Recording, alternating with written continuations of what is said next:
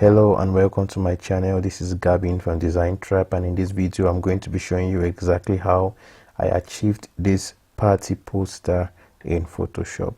Let's get straight to it. The first thing I did was to create a new project with size 20 by 20 centimeters, and once I created that, I imported the images which I use for my background. So I just brought this into my project and I stretched it out like this. So once that was done, the next thing I did was to add a levels adjustment layer so I can darken it like that. And once that was done, the next image I brought was this image of the stage, which I placed here and expanded it like this. So at this point I had to blend the two images together by creating a mask on this one, and once the mask was created, I used a soft brush. Make sure your hardness is down at 0, and I just painted here like this to blend the two layers together. So I need to darken this some more, so I'll just open the levels adjustment layer again and darken it like this. Okay, that is perfect. The next thing I did was to bring in the image, the radio image which I used. So I brought this in, place it above that layer, and I positioned it somewhere here. Ctrl T for transform, increase the size of the radio to something like this, and I rotated the radio like this, so you could have about this size.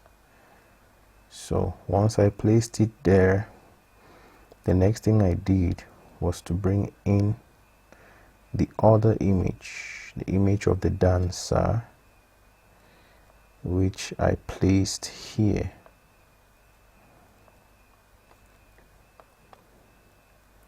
And I'll just go to select subject, make a selection around the image, and once the selection is done, I'll just create a mask like that, and I bring the image to this position. And because the client does not want the face of anyone to appear on the image, I'm going to hide the face of this dancer like that. So at this point, the next thing I did was to add some lights to the background.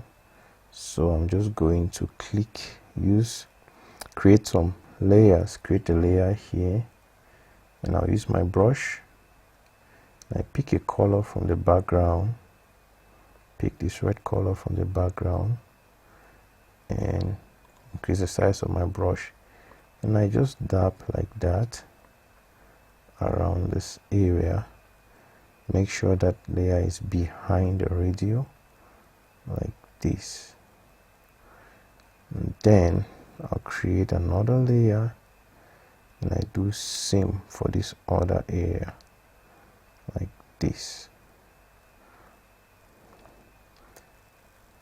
Then I bring down the stage a little to this side like this.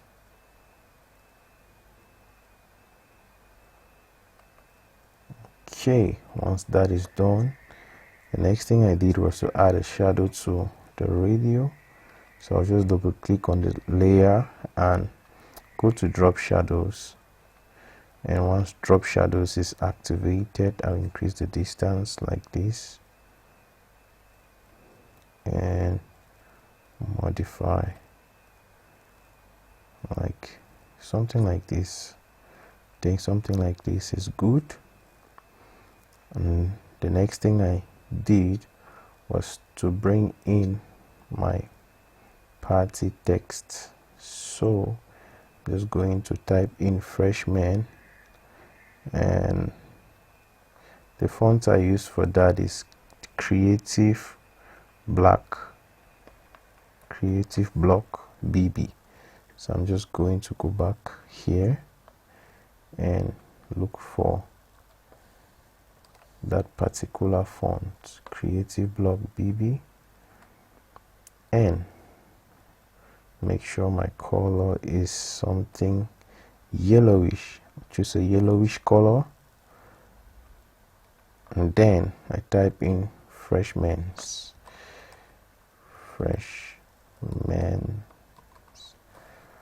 Okay, once that is done, I'll just click on Ctrl T and reduce the size, and I position it somewhere here like this. And the next text I used was party, and for this I used a font called Precious Soul. So I'm just going to look for Precious Soul here. Precious Soul fonts, that's what I used.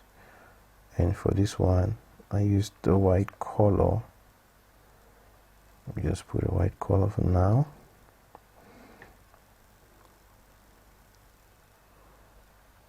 So select both of the layers and reduce the size like that. Position them there, and I'll darken this background a little so you can really see the text. So here I'll just add the levels, just main layer, and I clip it to this background, and then just bring down this a little like this, so it's a little darker than it was. Okay, so the next thing I want to do now is to add shadows. Like you see, I added shadows here, so I'm just going to add shadows to them. So double click, open layer style, go to drop shadow and reduce the distance like that, increase the spread, reduce the size to something like this. Just do these modifications, and once that is done, I will just copy this layer style and I paste it on the party text like that. So I paste it here. Okay, and I may want to reduce the size of this party a little and rotate like this. Okay, then another thing I created were these spikes here, so I'm going to create that. So for now, don't bother about the look. So for now I'm just going to move this to this point, and I will use my pen tool to create the shapes that I'm going to use to create those spikes. So I'll create a new layer and I'll click here, just click like this and create the spikes like that. So that is created. I'll just Ctrl J to create a copy, and I move like this, Ctrl T, Ctrl J, Ctrl J to create another copy, which I'll move like this, Ctrl T, and I modify the position like this.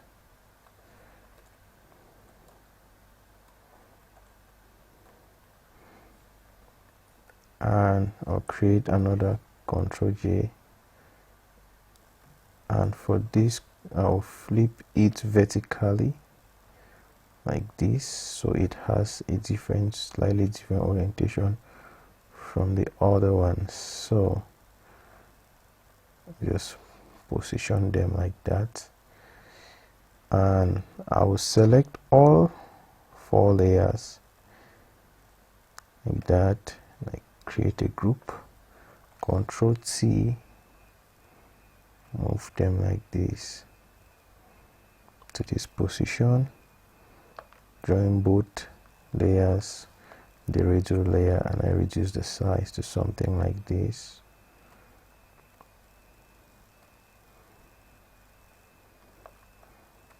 And the shadow on the radial is a little too strong, so I'm just going to go there and reduce the distance a little like that. And for this spike here, I'm going to add a drop shadow to it, reduce the distance like that, and increase the spread a little, reduce the size a little. Okay, so now can now reposition the freshman party text, Control T, and I bring them down like this and position them like this.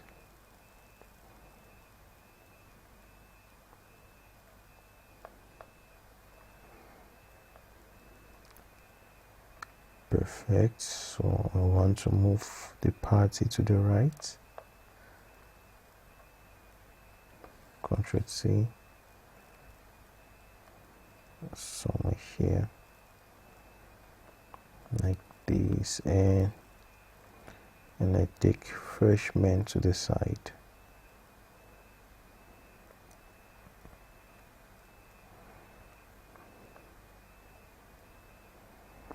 Okay, so once this is done, the next thing is just to add the text into,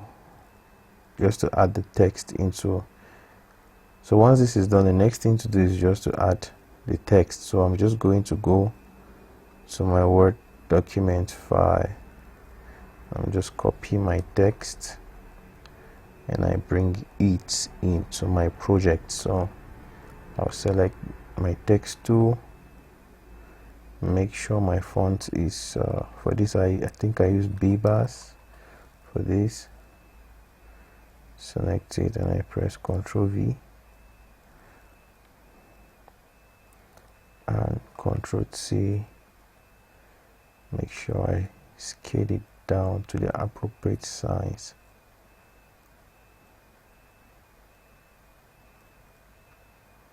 Like this. Scale it down. Rotate it like this. So actually I didn't use these fonts here. I used Acumin variable fonts. So just go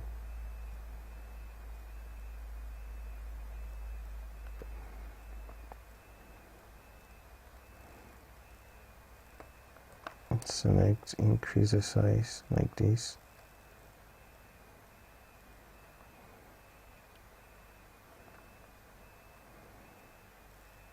And everything was in capital letters, so just going to select this again, go to characters and make sure caps is selected,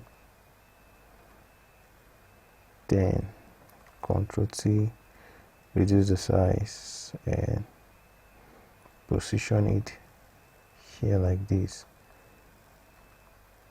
Okay, so the next thing now was to add location, contacts, and all this other information. So I'm just going to go to my Word document file again and I select location, Ctrl C,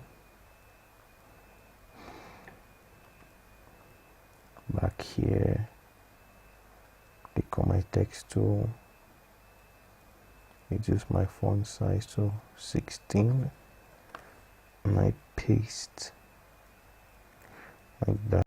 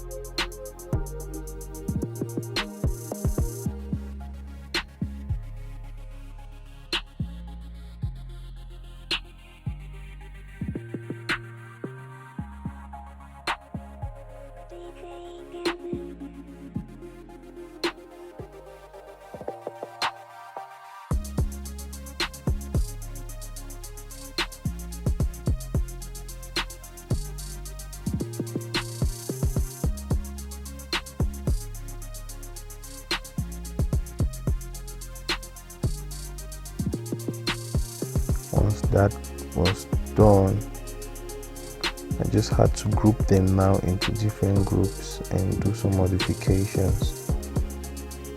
So YouTube, yeah, this actually takes some time, so you want to exercise a little patience in order to make sure all your items, all the objects and text are well aligned, well positioned. So just make sure everything is aligned like this. So I'll group them, select them like this.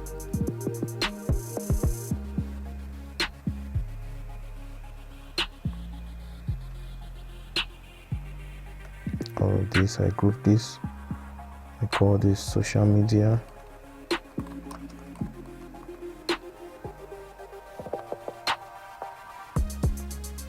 Ctrl T and reduce the size like this.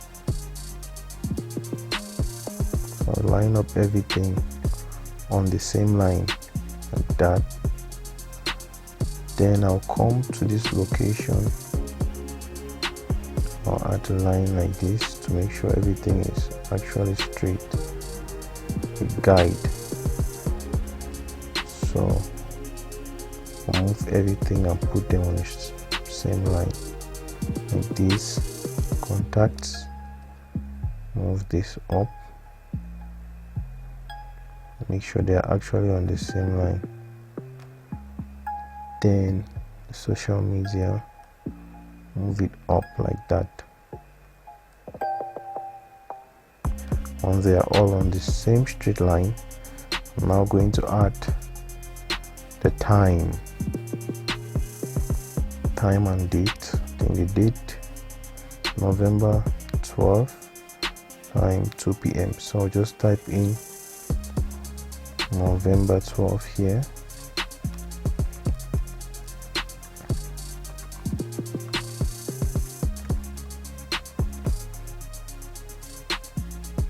Select this and I go to characters, and under characters I'll just click on this button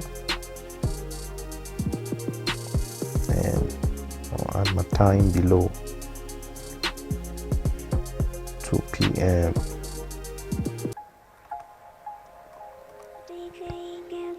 So for this font, for the date and time, I'll change this font to Bebas, so it's a little bold. I give it an orange color like this one, yellow color,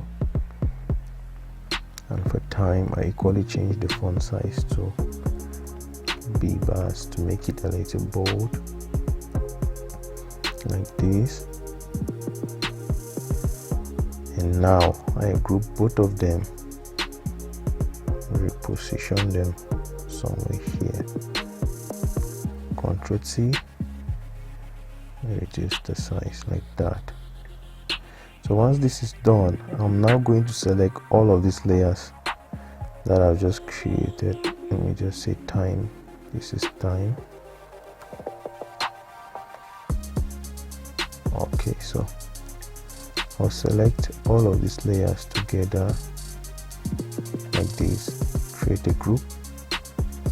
Let me hide my guide, create a group, Ctrl T, and now I'll rotate like this and just line them up beneath this one like this.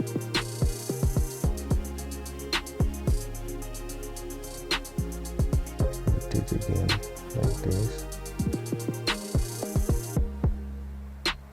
Now I will select both layers, Ctrl T, now increase it to something like this.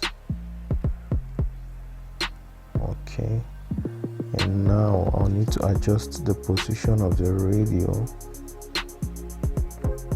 like this. I'll bring it up here.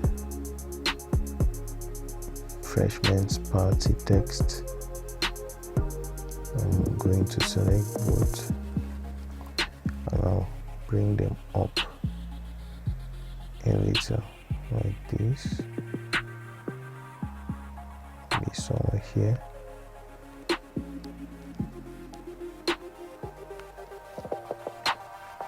Now still move this up like this.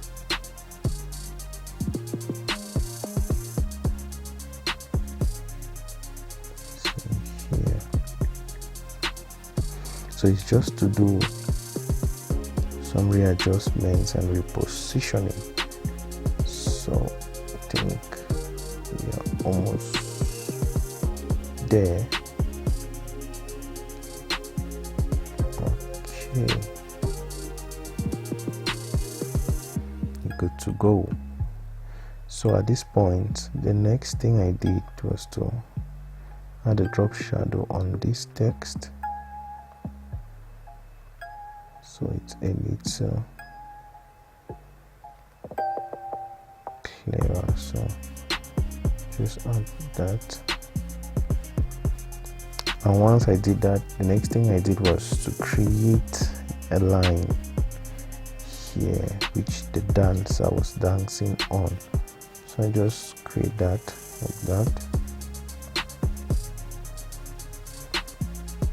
and I brought it directly on beneath the layer where he was standing on. So I'll just rotate it like this and position it here like this, and then add a mask to it. Then use my brush. Reduce the size of the brush. Make sure it's a soft brush, and I just dab like this.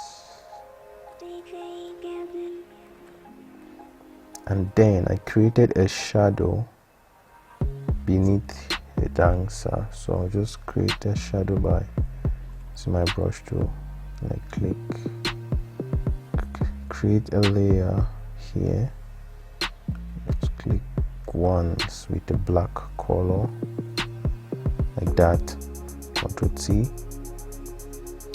and scale it down like this. And I rotated it like this, reduce the size, and that was positioned beneath him like that.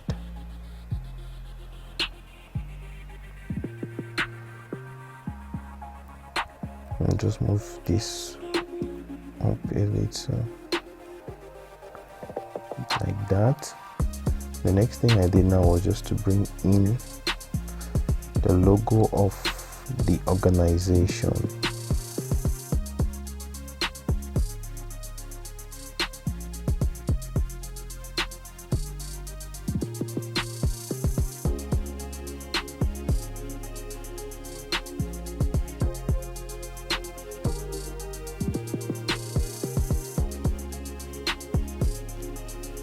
I select all 3 layers, create a group, Ctrl T, and I rotate like this, position it here. So the next thing I did was just to add a texture to my font. So I just brought in this texture, drop there, and I located my font, Freshman. I think I use the same for both. Yes, I just create a clipping mask on it like that, duplicate the layer, and then bring it up like that, so it's now on both layers like that. So at this point, all I did now was just to group everything together, like this.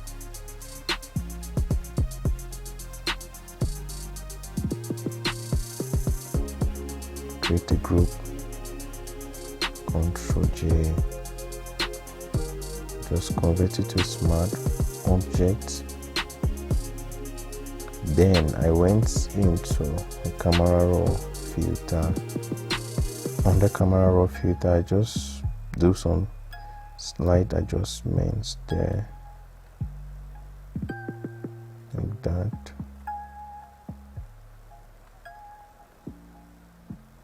Just sharpen it a little,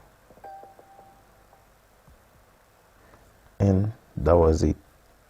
That's how I achieved this. So if you enjoyed this video, please do well to support me by liking and subscribing to my channel. Thank you for watching. See you in my next video.